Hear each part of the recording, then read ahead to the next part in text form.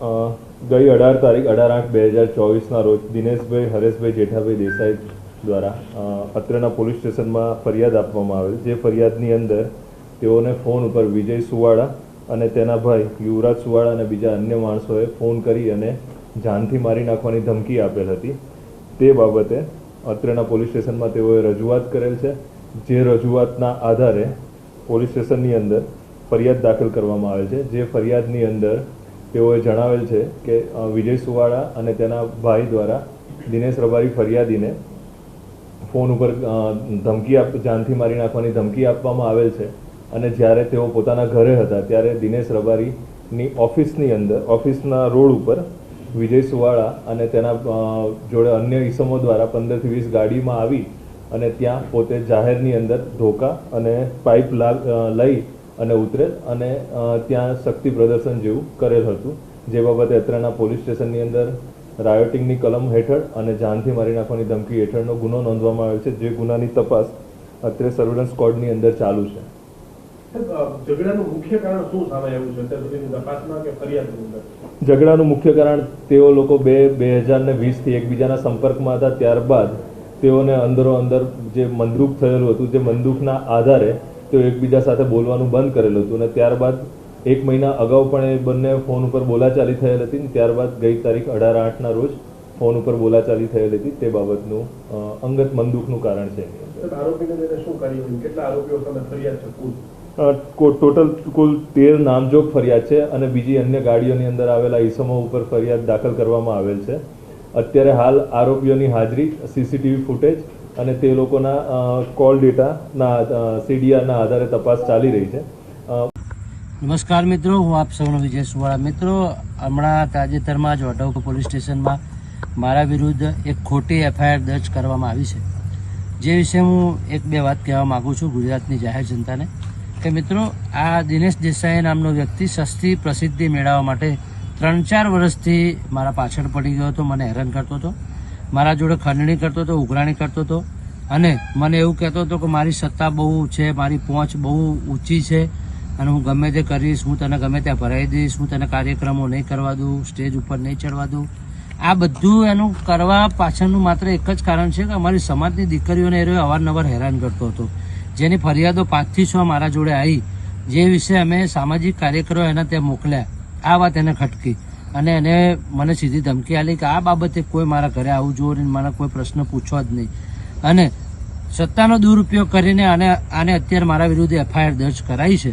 પણ મિત્રો, સમય અને સંજોગ જ્યારે પણ બનશે, હું લોકોને કહું છું કે આ મેટરમાં હું કોઈ ઇન્ટરફિયર હતો નહીં, હું હાજર નહોતો નહીં, માત્ર ખોટી ને ખોટી એફઆઈઆર દર્જ કરાઈ છે અને એને એવું પણ મને કીધું છે કે મારી પહોંચ એટલા સુધી છે કે હું ગમે તે રીતે તને ભરાઈ દઈશ અને ગમે તે રીતે હું તને મારીશ। બધી જ ધમકી, મને ટોટલી મારવા સુધીની એને ધમકી આપેલી છે। એવું હું ન્યૂઝ ચેનલ સામે તમારા સામે સ્વીકાર કરું છું કે આ સતત મને રાત દિવસ ધમકીઓ આપતો હતો। છેલ્લે મેં કંટાળીને મારા સામાજિક કાર્યકરો મોકલ્યા કે ભાઈ તારે શું છે, તું કેમ આ છોકરાને હેરાન કરે છે? તો એમના પરિવાર તરફથી અમે ગયા હતા, અમારા લોકો બધા ત્યાં મળવા માટે, ત્યારે એમના પરિવાર તરફથી ગાલી ગલોચ કરવામાં આવ્યું અને ત્યાંથી અમારા લોકોને ભાગી જવા કહ્યું, નહીં તો કંઈ હિંસક હુમલો થશે એવું કર્યું। તે છતાં બી એફઆઈઆર થઈ। હું એ જ વિચારમાં છું કે એફઆઈઆર બી કઈ રીતે થઈ શકે કે જે વ્યક્તિએ કોઈને નુકસાન નથી કર્યું, નથી ગાડીઓને કર્યું, નથી પરિવારને કર્યું, તે છતાંય જો એફઆઈઆર થતી હોય ગુજરાતમાં, તો એ વિશે પણ મારે જાણવું છે। હું દિનેશ દેસાઈ અડીસણાનું ભરું। આજે જે ભાઈ કલાકાર વિજય સુવાળાનો હમણાં છેલ્લો મેં વિડીયો જોયો, એમાં એમને ઘણી બધી વાતો કરી। એ વાતોની શું સત્યતા છે અને એમાં શું તથ્ય છે એ જણાવવા માટે આપ સમક્ષ હાજર થયો છું। એમને વાત કરી રબારી સમાજની દીકરીઓની વાત કરી। રબારી સમાજની દીકરી કે બેન એ અમારા સમાજ માટે, યા તો અમારા બધા માટે એ સન્માનનીય દેવી સ્વરૂપા છે।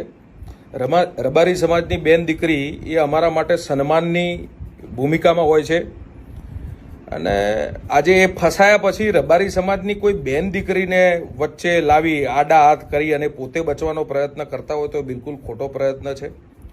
એમને કીધું 5 દીકરીઓએ મને આવી અને દિનેશભાઈના વિરુદ્ધમાં કમ્પ્લેન કરી, તો 5 દીકરીઓએ તમને આવીને કમ્પ્લેન કરી તો એનું પ્રૂફ લાવો। એક બીજી વસ્તુ એવી છે કે 5 દીકરીઓએ આવી અને તમને કમ્પ્લેન કરી, તો તમે કઈ સમાજના બાપ તો છો નહીં ભાઈ કે તમને સમાજની દીકરીઓએ આવીને તમને કમ્પ્લેન કરી.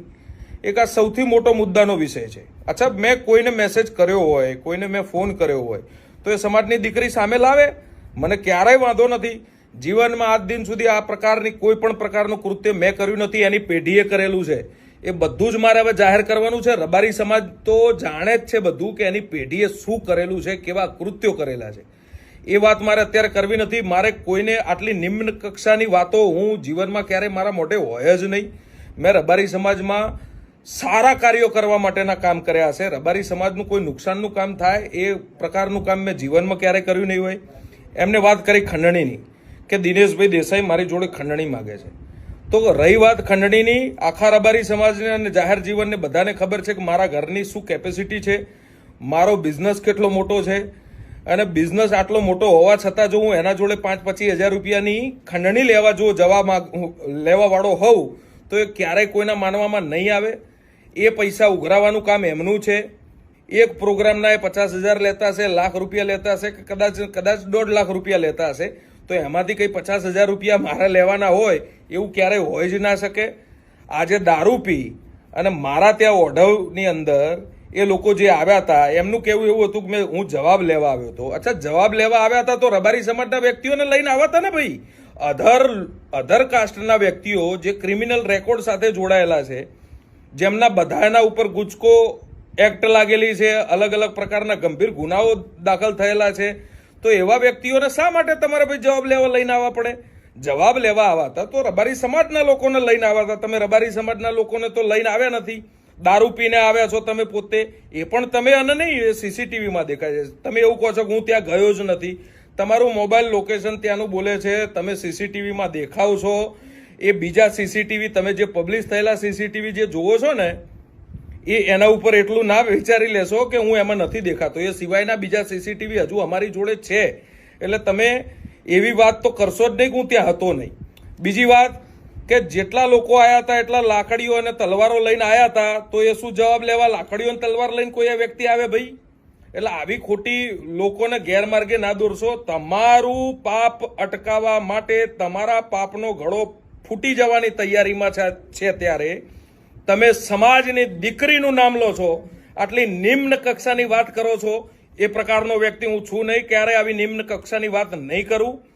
રહી વાત કે જ્યારે ત્યારે રબારી સમાજના કોઈ પણ ખરાબ સારા પ્રસંગોમાં મારી હાજરી હોય છે. એક પણ એના કાર્યક્રમમાં હું ક્યારે ગયો હોઉં તો તમે મને બતાવો, તમે મને પ્રૂફ કરીને આપો કે હું તમારા કોઈ કાર્યક્રમમાં આવ્યો છું. કાર્યક્રમમાં જ તમારા નથી આવતો ભાઈ. 4 વર્ષથી તમારો મારો કોઈ સંપર્ક નથી, તો શેના માટે ભાઈ તમે મારું વારંવાર નામ લો છો? સિંગલ મારું આઉટગોઈંગ મારા ફોનમાંથી નથી આ 4 વર્ષમાં કે ક્યારે મેં વિજય સુવાળાને સામેથી ફોન કર્યો હોય, વિજય સુવાળાના મિત્રને મેં ક્યારે સામેથી ફોન કર્યો હોય. તમે આવી વાહિયાત વાતો સમાજ સામે મૂકો છો. એક તમારું પાપ બહુ જ ભરાઈ ગયું છે. એવું નથી કે તમારા પ્રૂફો મારી જોડે નથી, તમારા પ્રૂફો મારી જોડે છે અને એ હું સાર્વજનિક કરીશ. તો તમે કોડીના નહીં રહો ભાઈ. તમારા પરિવારના બધાના પ્રૂફો મારી જોડે છે. જો એ હું સાર્વજનિક કરીશ તો તમે કોઈ કામના નહીં રહો. રહી વાત ધમકીની, ખંડણીની, તો મારું ઘર ધમકી આપે એવું ક્યારે કામ ના કરી શકે. હું ક્યારે કોઈ વ્યક્તિ જોડે ખંડણી માગું એવું ક્યારેય ના બની શકે. એટલા માટે ના બની શકે કે મારી પોતાની ફાઇનાન્શિયલ ઇન્કમ સારી જ છે, મારી ફાઇનાન્શિયલ કેપેસિટી સારી જ છે. હું ક્યારે પૈસા ઉઘરાવા જતો જ નથી. હંમેશા રબારી સમાજના સારા અને નરસા કામમાં હું ખડે પગે ઊભો છું. એ રબારી સમાજ જાણે છે. મારે કોઈને મોઢે કહેવા નથી જવાનું. રહી વાત આ બેન દીકરીની કે 5 દીકરીઓ આવીને તમને કીધું, તો ભાઈ તમે સમાજના ધણી છો નહીં કે તમને 5 દીકરીઓ આવીને કીધું. અચ્છા, તમને 5 દીકરીને હું તો કહું છું એક દીકરીએ કીધું કે દિનેશભાઈ દેસાઈએ મને મેસેજ કર્યો, તો એનું પ્રૂફ લાવો. એ પ્રૂફ હશે તો જ આગળ વાત થશે. હવે બાકી હવે આ એફઆઈઆર જે થઈ છે, તમે જે કૃત્ય કર્યું છે એમાં એફઆઈઆર થઈ છે. તમે જે ખરાબ કારનામું લુખાવ લઈને આવીને કર્યું છે એમાં એફઆઈઆર થઈ છે. અને જો જવાબ લેવા તમે મારી જોડે આવ્યા હતા, રબારી સમાજના લોકો જવાબ લેવા આવ્યા હતા, તો દિવસે પણ આવી શકે ભાઈ. અને એ વડીલોની વાત હતી તો વડીલોને પણ મળી શકે. તમે લુખ્ખા અને જે ગંભીર ગુનાઓ આચરેલા લોકોને તમે મારા ત્યાં લઈને આવ્યા હતા, તો તમે જવાબ લેવા નથી આવ્યા. જવાબ લેવા આવ્યા વાળો માણસ લાકડી અને તલવાર લઈને પણ ના આવે. એ બધા સીસીટીવી પણ છે જ ભાઈ. અને જવાબ લેવા વાળો 20 ગાડી, 9 બાઇક અને 1 રિક્ષા, એમાં બીજી જ્ઞાતિના લોકોને લઈને જવાબ લેવા આવવાનો અધિકાર તમારો નથી ભાઈ. એટલે આ વિડીયોના માધ્યમથી રબારી સમાજને હું વિનંતી કરું છું, સાચું શું છે, સારું શું છે, ખરાબ શું છે, આપ સૌ જાણો છો. આ વિડીયોના માધ્યમથી એટલી લાગણી દર્શાવું છું કે જો રબારી સમાજ માટે મેં ક્યારેય પણ નાનું મોટું કામ કર્યું હોય તો મને આપનો આશીર્વાદ, આપનો પ્રેમ દર્શાવજો. આભાર, ધન્યવાદ.